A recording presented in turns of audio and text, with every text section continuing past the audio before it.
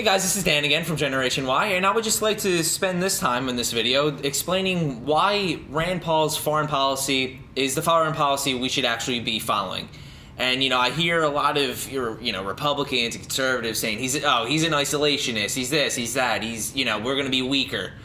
But this video I want to dive into his stances and tell you why these claims they're all fallacies and why you should not believe them.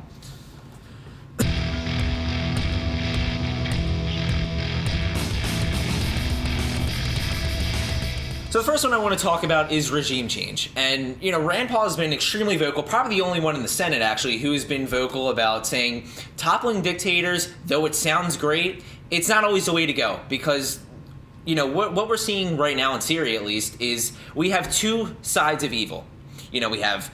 Actually, there's a billion sides of evil, really. I mean, we got ISIS, the Syrian rebel army, al-Nusra, Al-Qaeda, Assad, Russia. All these people are involved in the Syrian civil war.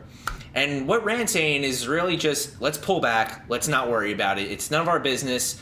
We got too many sections and factions that we have no idea what they're about. So it's too unsafe to either, send money over there, arms, or American troops. We don't know who we're up against, who we're fighting. So, this is a fabulous idea. This is what we should be doing. We've been arming the Syrian rebels for years now, since I believe 2012 or 2013. This is what Obama's been pushing. A lot of, neocon hawks, even Democrats have been in on this. And what we're seeing now is that you got ISIS riding around in, U.S. Humvees with our guns. So we're not funding the people who we want to fund, the so-called moderates who are fighting Assad. We're really funding ISIS. And a report just came out that 1 in 3 Syrians or Syrian rebel fighters sympathize with ISIS and have radical beliefs. That's not safe. That's not safe at all. And, the whole toppling Assad, that will just create a safe haven and a power vacuum for ISIS to fill that void.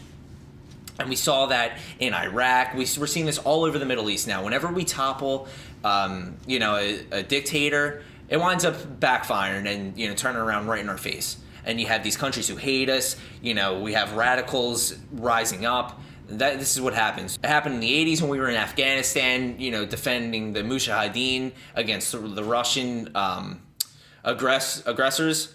And then they hated us. It happened with Al-Qaeda. It's happening with, the Syrian rebels. Happened in Kuwait. Happened in Iraq.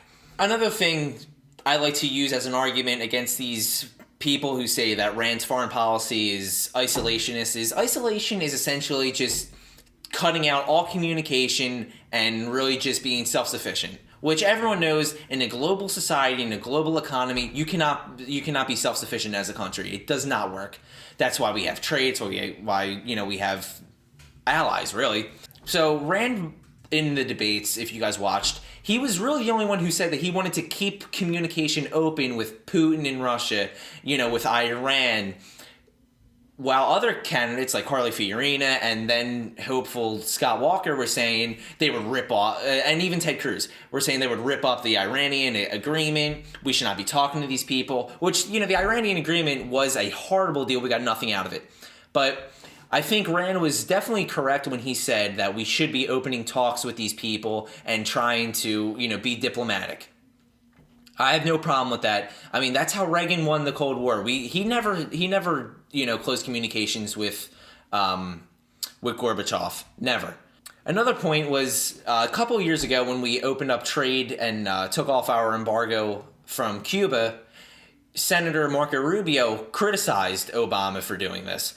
But, Rand Paul again said, we should be opening up trade. This promotes American democracy and capitalism. If we open up trade and teach them, how American wealth is what is really generating the world economy, and it's what makes us great. It's what makes capitalism great.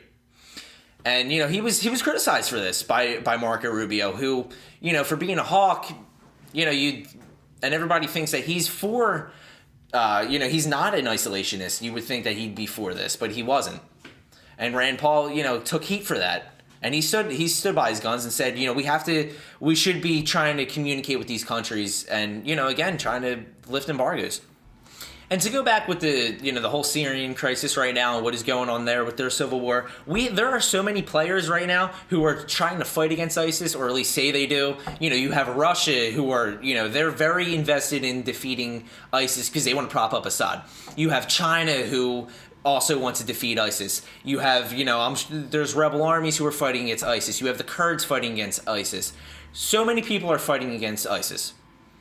So, it really makes no sense for us to invest time and money and bloodshed into this mess, really. That's really what it is. It's just a chaotic mess. It's just complete chaos. So this is why I believe and why I think America should follow Rand Paul's foreign policy of basically being non-interventionist. It doesn't mean being weak and, cutting down our military. It's basically just saying, let's pull back. Let's strengthen our personnel and our military where it should be strengthened, and let's wait until there's an aggressor who's trying to, basically take our land or, something, God forbid. But it doesn't mean that he wants to basically put us at a second-rate country. So this is Dan. Thanks for watching, and let me know what you think.